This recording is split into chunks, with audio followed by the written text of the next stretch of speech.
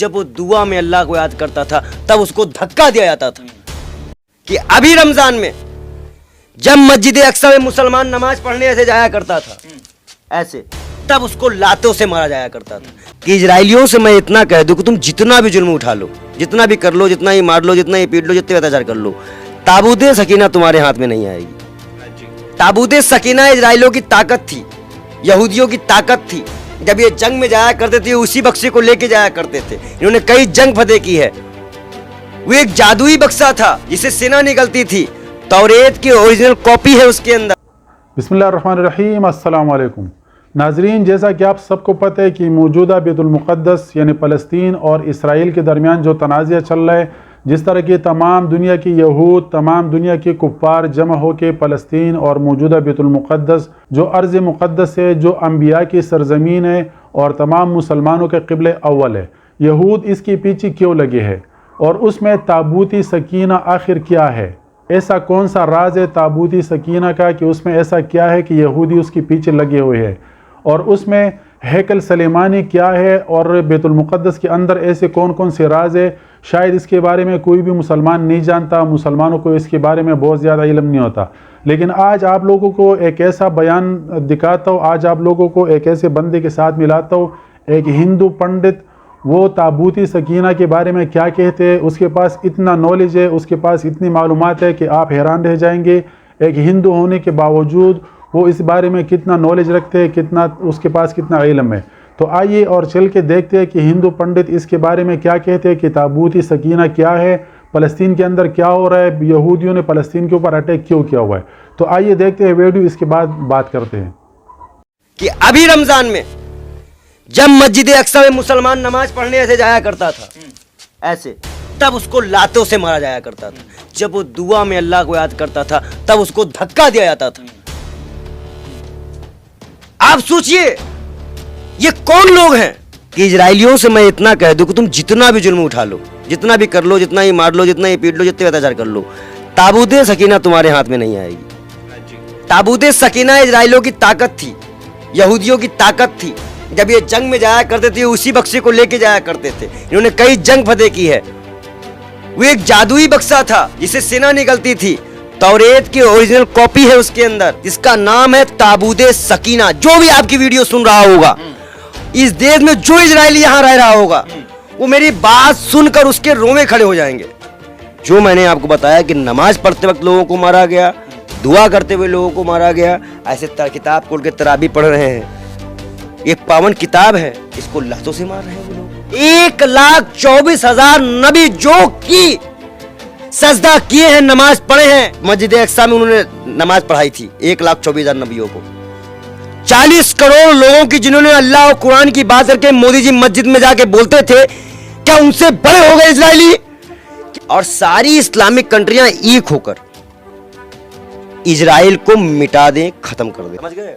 नमस्कार, मैं हूं देव। इसमें आप देख रहे हैं लोकतंत्र टीवी। इजराइल और फिलिस्तीन के हमले के बाद अब देश ने करवट ले लिया। आप सोचिए कि जिस देश का प्रधानमंत्री जाहिर तौर पर इजराइल के समर्थन में हो, अमेरिका के समर्थन में हो, और देश के तमाम लोग यानी कि बड़े बड़े सेलिब्रिटी जैसे शाहरुख खान और यूनिवर्सिटी के बच्चे वो फिलिस्तीन के साथ हो, तो समझिए उस देश का क्या ही मंजर होगा। दरअसल फिलिस्तीन के समर्थन में देश के तमाम लोग खड़े हैं और भारत के राजा, किंग ऑफ इंडिया यानी कि प्रधानमंत्री, वो इजराइल के समर्थन में है। कहा जा रहा है कि इजराइल से व्यापारिक संबंध है, तरह तरह की बातें चल रही है। लेकिन इस विषय पर खास बातचीत करने के लिए हमारे साथ बाल योगी महंत जी जुड़ चुके हैं। महंत जी, कैसे देख रहे हैं? पंडित जी, आप तो बड़े बारीकी से इस्लाम को मानने वाले हैं, इस्लाम को जानने वाले हैं, कुरान को पढ़ते हैं। कैसे देख रहे हैं ये इतना बड़ा मसला जो है? देखिए, आपको पता है ये मसला क्या है? जैसे मान लो ये मेरे मंदिर है, मैं यहाँ पूजा कर रहा हूँ, तो अपने इस माइक से मेरे सर पे मारना शुरू कर दो, मुझे धक्का देना शुरू कर दो। सेम वही पैटर्न वहां पे। मैंने ये एक नहीं 1000 वीडियो आई है कि अभी रमजान में जब मस्जिद अक्सा में मुसलमान नमाज पढ़ने ऐसे जाया करता था ऐसे, तब उसको लातों से मारा जाया करता था। जब वो दुआ में अल्लाह को याद करता था तब उसको धक्का दिया जाता था। आप सोचिए ये कौन लोग हैं? ये वो लोग हैं जिनको उन्होंने अपनी जमीन दी रहने को, यहूदी यहूदी, इजराइली, यहूदी कौन? और ये याकूब के ही नाम से इनका वंशज है। यहूदी हाँ, और ये जिसको ढूंढना चाह रहे हैं, जो ये चाह रहे हैं, फिलिस्तीन में जो मांग रहे हैं, जो इनकी खोज है, वो इनको नहीं मिलेगा, जिसका नाम है ताबूते सकीना। जो भी आपकी वीडियो सुन रहा होगा, इस देश में जो इजरायली यहां रह रहा होगा, वो मेरी बात सुनकर उसके रोमे खड़े हो जाएंगे कि इस पंडित को ताबूते सकीना के बारे में कैसे पता, क्योंकि मुसलमानों को भी इसके बारे में नहीं पता है। क्या है ताबूते सकीना, क्या है पर महाराज जी? ताबूते सकीना इजराइलियों की ताकत थी, यहूदियों की ताकत थी। जब ये जंग में जाया करते थे, उसी बक्से को लेके जाया करते थे। इन्होंने कई जंग फतेह की है। वो एक जादुई बक्सा था जिससे सेना निकलती थी। तौरेत की ओरिजिनल कॉपी है उसके अंदर। कई नबियों के पहने हुए कुछ उनके चीजें हैं, उनके कपड़े हैं उनके अंदर। वो एक ताकतवर बक्सा है। और जो दीवालों में जाके रोते हो ना आप लोग, ये इजरायली रोते हैं।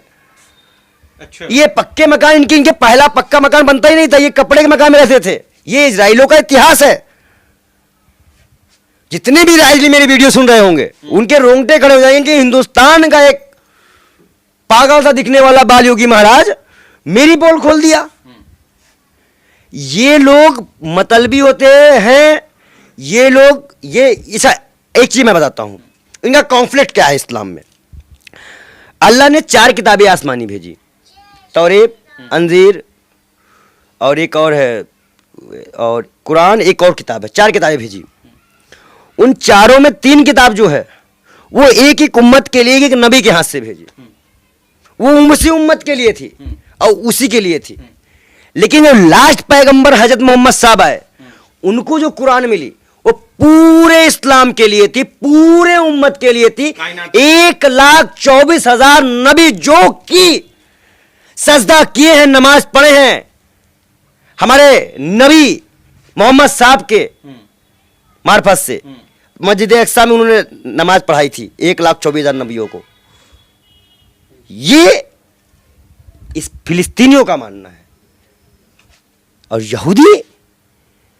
यहूदियों का था, हिटलर ने भगाया कुत्तों की तरह, तुमने उनसे कब्जा करवा लिया। देश के प्रधानमंत्री को अगर विदेश नीति ये बात करनी चाहिए तो क्या वो हमको बताए कि जब वो 2017-18 में फिलिस्तीन इजराइल की यात्रा जब वो किए थे, तो हाइपेनेशन थ्योरी जो उन्होंने दी थी कि ना हम इजराइल के भी साथ हैं और फिलिस्तीन के भी साथ हैं, जबकि हमारे देश में भी स्वतंत्रता सेनानी हम रह चुके हैं, हमारे लोग रह चुके हैं।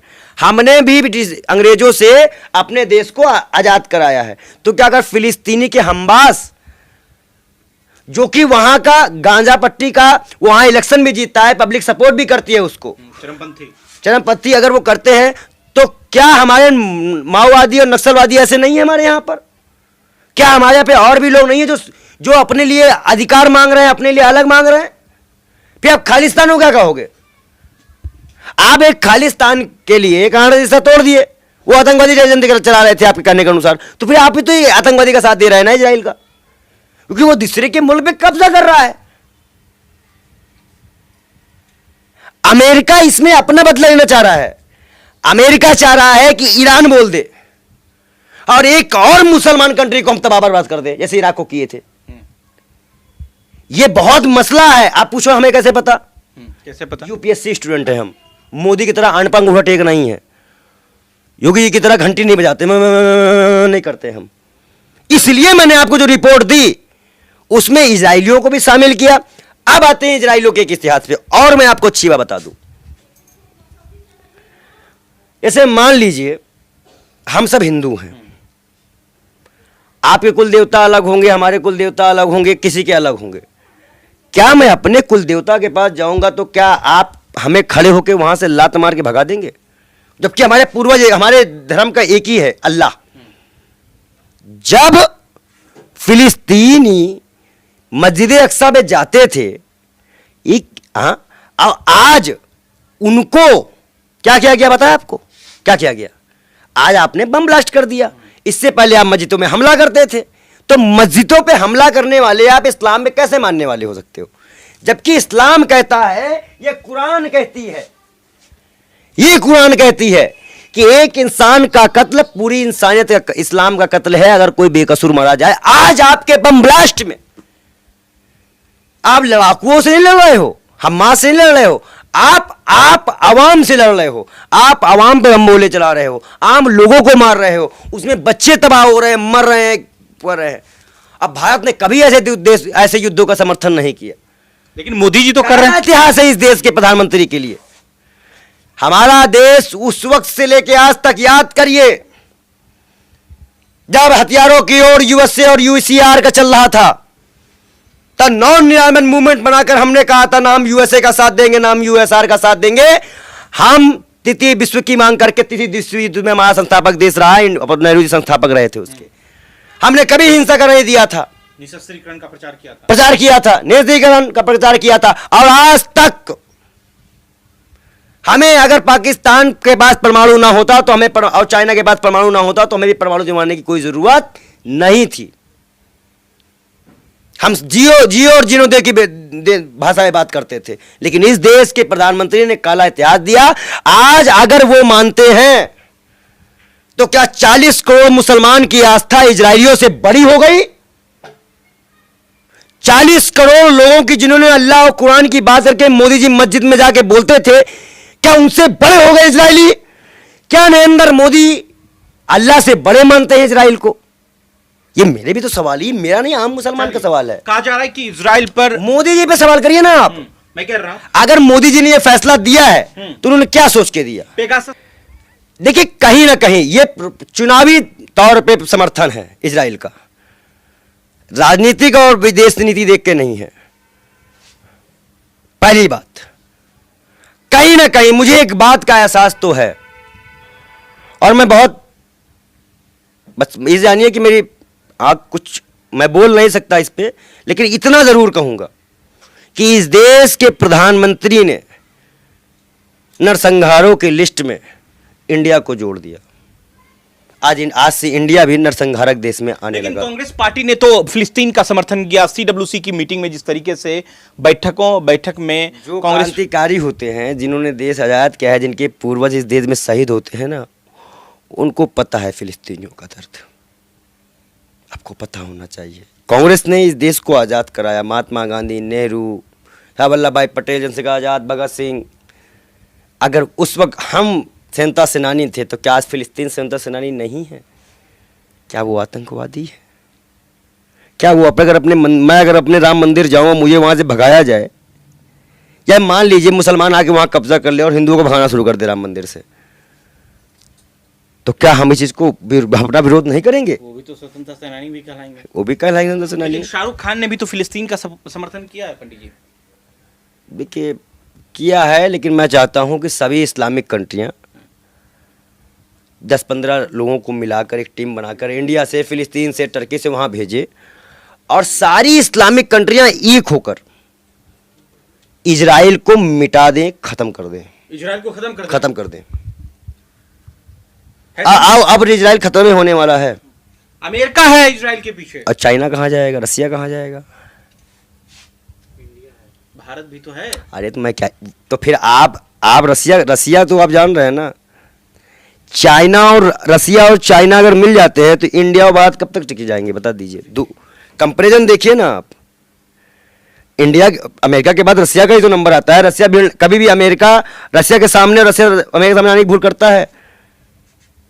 آپ کو کیوٹو یدھ یاد ہے کہ نہیں یاد ہے؟ آپ لوگ پڑھے ہی نہیں ہوں گے. پتہ نہیں بھائی, میں کہہ رہا ہوں نا, آپ لوگ مودی جی والے ہیں, چھوڑیے آپ کو نہیں جانکاری ہے. میں اتنا جانیے بس آپ کہ اسرائیلیوں سے میں اتنا کہہ دوں کہ تم جتنا بھی ظلم اٹھا لو, جتنا بھی کر لو, جتنا ہی مار لو, جتنا ہی پیٹ لو, جتنے اتیاچار کر لو, تابوت سکینہ تمہارے ہاتھ میں نہیں آئے گی. کیونکہ فلسطین کا مسلمان اپنے وطن, اپنے دھرم کے لیے اتنا پکا ہے. اگر وہ آتنکوادی تھے تو کیا رام بھکت اور رام سیوک جو ہم نے کار سیوک کیے تھے, کیا ہم بھی آتنکوادی تھے رام مندر میں؟ تو آپ فلسطین کے سمرتھک ہیں.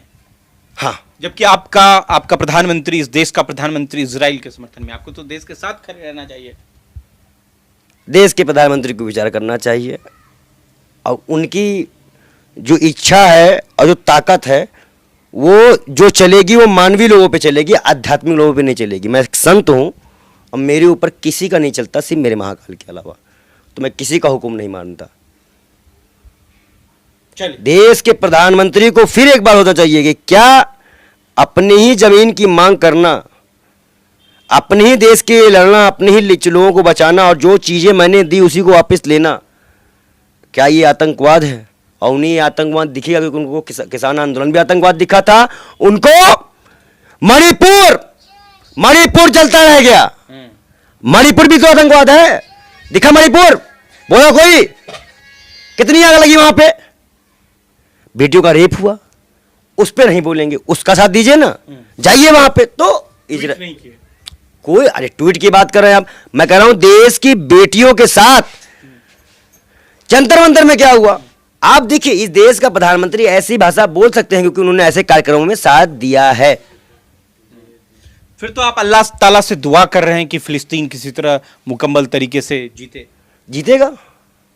جامع مسجد کا اعلان ہے, وہاں جائیں گے, بہت جلد آپ سے ملاقات ہوگی. لیکن جو میں نے آپ کو بتایا کہ نماز پڑھتے وقت لوگوں کو مارا گیا, دعا کرتے ہوئے لوگوں کو مارا گیا, ایسے کتاب کھول کے تراویح پڑھ رہے ہیں, یہ پاون کتاب ہے, اس کو لاتوں سے مار رہے ہیں وہ لوگ, جو پڑھ رہا ہے اس کو بھگا دے رہے ہیں یہ لوگ. تو یہ ظلمی تو ہے. ظلم کوئی بھی کرے گا پھر کوئی برداشت نہیں کرے گا. جب بات مان سمان کی آ جاتی ہے, بات اپنے اوپر آ جاتی ہے, بات اپنے دھرم پہ آ جاتی ہے نا, تو بات چاہے رام کی ہو, چاہے رحیم کی ہو, چاہے اللہ کی ہو, چاہے کسی کی ہو, ہم سب کے لیے گردن کٹوا دیں گے. بہت بہت شکریہ. دراصل اگر آپ ویڈیو سوشل میڈیا پہ دیکھ رہے ہیں تو کمنٹ کر اپنی پرتکریا ضرور دیجیے گا کہ آپ اس یدھ میں یعنی کہ فلسطین اور اسرائیل کے یدھ میں آپ کن کے سمرتھن میں ہیں. شکریہ. تو جی ناظرین, جیسا کہ آپ تمام لوگوں نے سن لیا, ہم مسلمان سوئے ہوئے ہیں, مسلمان کہیں بھی جہاں پر بھی ہے, مسلمان کہیں سے بھی فلسطین کے لیے آواز نہیں اٹھا رہا, اپنے بھائیوں کے لیے آواز نہیں اٹھا رہا. لیکن آج چونکہ ثابت ہوا کہ ہندو پنڈت اور ہندو میں سے بہت سارے ایسے لوگ ہیں جو فلسطین کے لیے, جو کشمیر کے لیے, جو مسلمانوں کے لیے جہاں پر بھی ظلم ہو رہا ہے مسلمان کے اوپر, تو یہ لوگ ہم سے پہلے آواز اٹھانے میں ہم سے پہلے پیش ہے, اور آواز اٹھانے میں اپنے اپنے طریقے سے یہ لوگ آواز اٹھاتے ہیں. آپ لوگوں نے اس کی بیان سن لی, کتنے اچھے طریقے سے اس نے تابوتی سکینہ کے بارے میں, فلسطین کے بارے میں, بیت المقدس کے بارے میں اس نے کتنے اچھے طریقے سے بیان کیا. اور اس نے مودی کے بارے میں کیا کہا کہ جس طرح اس نے کہا کہ اگر آپ کا اپنا گھر ہو اور کوئی باہر سے آ کے آپ سے اپنا گھر چھین کے بیٹھ جائے, زبردستی بیٹھ جائے, اور آپ اس پر احتجاج کرو, آپ اس سے اپنا گھر واپس لو, تو لوگ آپ کو کہیں گے کہ آپ دہشت گرد ہو. تو یہ کہاں کا انصاف ہے اور کون سی دہشت گردی اس کو کہتے ہیں.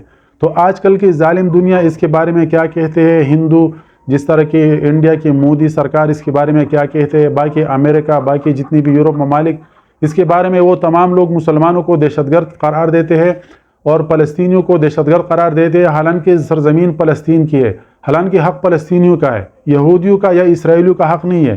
یہودی آ کے یہاں پر آباد ہو گئی, فلسطینیوں سے ان لوگوں نے زبردستی زمین قبضہ کر لی, زبردستی اس کے گھر میں گھس کے ان لوگوں نے اس ملک میں قبضہ کیا ہوا ہے, قبضہ جمایا ہوا ہے. تو مجھے امید ہے کہ آپ سب لوگوں کو ویڈیو بہت پسند آئی ہوگی. پسند آئی ہے تو لازمی لائک کرے, ساتھ میں چینل کو سبسکرائب کرنا بالکل نہ بھولیے.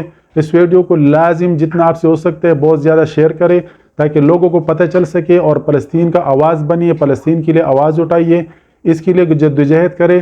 تو آئیے ہم سب مل کر فلسطین کے لیے آواز اٹھاتے ہیں. انشاءاللہ آپ لوگوں کو ویڈیو پسند آئی ہوگی. اگر پسند آئی ہے تو لازم لائک کرے. اللہ حافظ.